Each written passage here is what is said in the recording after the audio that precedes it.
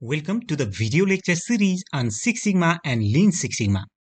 In this video, we will look through some practical simulated case studies and questions and answers on Six Sigma and Lean Six Sigma control phase. I also request you to watch my videos on Six Sigma control phase. Without much delay, let's start this journey. As always, I am your instructor Gunjan Subedi and this is my Lean University. Your freedom to professional learning.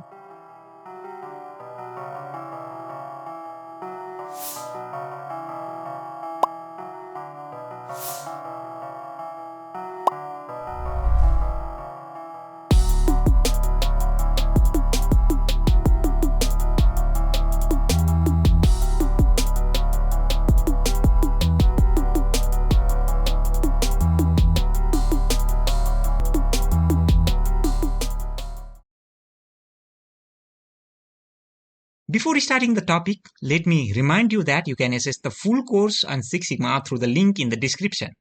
Please stay with me till the end of this video for solving the Six Sigma questions and link of some free resources.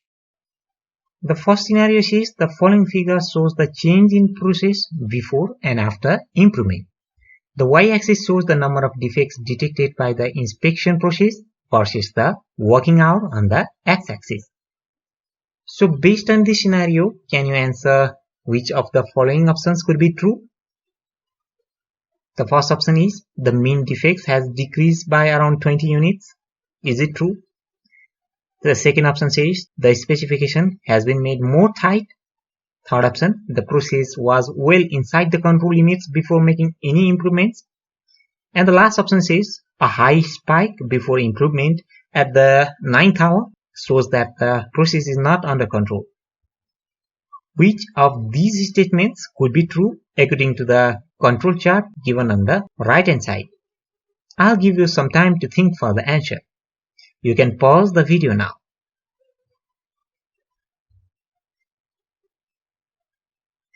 Okay, let me provide you the answer for this question.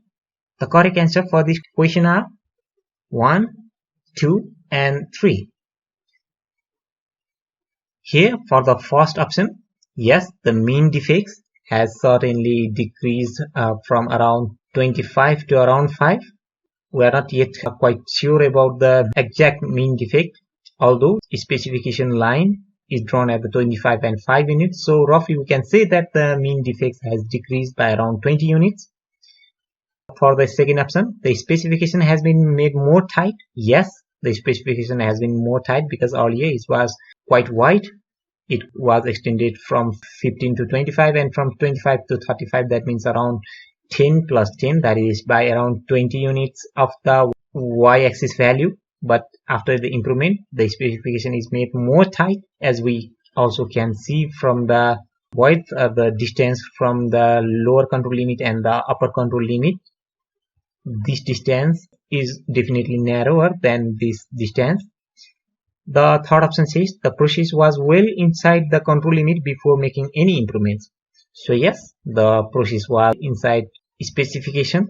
It was well inside the earlier specification, although we tried to make improvements and we further decreased the number of defects. Fourth option is not correct. It says a high spike before improvement at the 9th hour shows that the process is not under control. So at the 9th hour, we certainly see a spike, but we cannot say that the process is not under control. It is still under the control because it is well inside the specification range. It is between upper control limit and lower control limit of the earlier specification. But still, we could make improvement more tight and we decrease the number of defects. So that's how we make improvements using the Six Sigma. Let's see another scenario. Mission wants a quick fix for the problem for leaking of a tank. The problem and solutions are quite obvious and there aren't multiple regions of the problem. So which of the following options will you choose for this particular scenario? Is it 5Y? Is it fishbone or Ishikawa diagram? Or will you choose the 8D problem solving approach? The 8D problem solving approach is an elaborative root cause analysis approach where we try to find the problem and solve those problems in an 8-step format. So which of these could be true?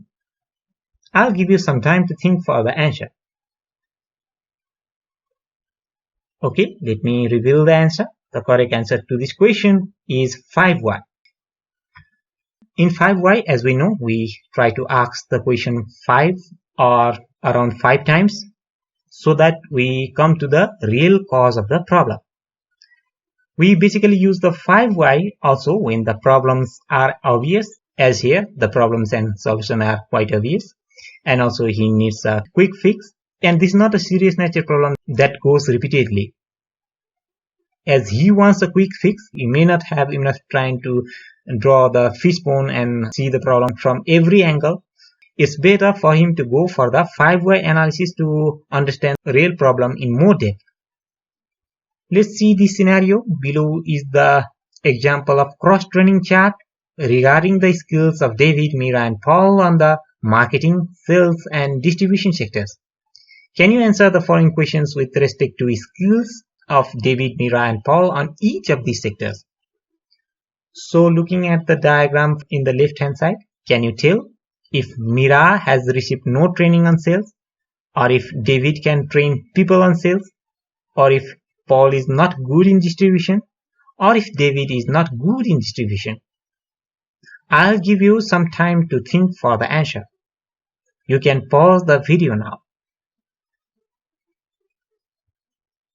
Okay, let me reveal the answer to this question. The correct answer to this question is Paul is not good in distribution. To explain it much better, let's see this another diagram given at the right hand side. Here the shaded blue region of the circle stands for either unassisted operation, trainer, assisted operations or on-train. So the false answer is Paul is not good in distribution, because here we see that Paul falls in a level of unassisted operation in distribution. That means he can do the work independently, though he doesn't train and he's not to the level of the trainer. He can do the work without assistance of anyone. That means Paul is good in distribution. Let us see other options for Mira and David also.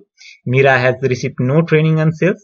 Here is Mira, and let us see her skills on the sales.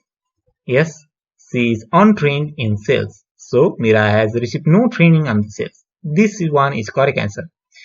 The second option, David can train people on sales. Where is David? David is here, and it shows that David can train the people in sales because he has skills of a trainer. This blue highlighted region resembles to the proper quadrant of the trainer. The last option, David is not good in distribution, is also correct. We can see here that the shaded region of David falls in this quadrant. So this quadrant resembles to the untrained side. So we can say David is not good in distribution. Let us look the next scenario.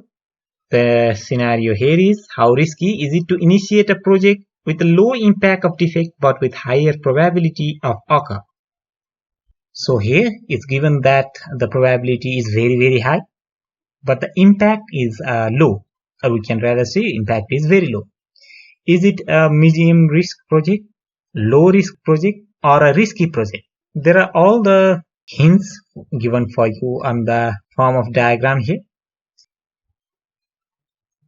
For more lessons on Six Sigma, case studies and fun quizzes, please don't forget to subscribe and press the bell icon. And also, please go through other related videos on Six Sigma. Also, please do not forget to go through the Six Sigma resources on the description. Thank you so much. Meet you in the next video.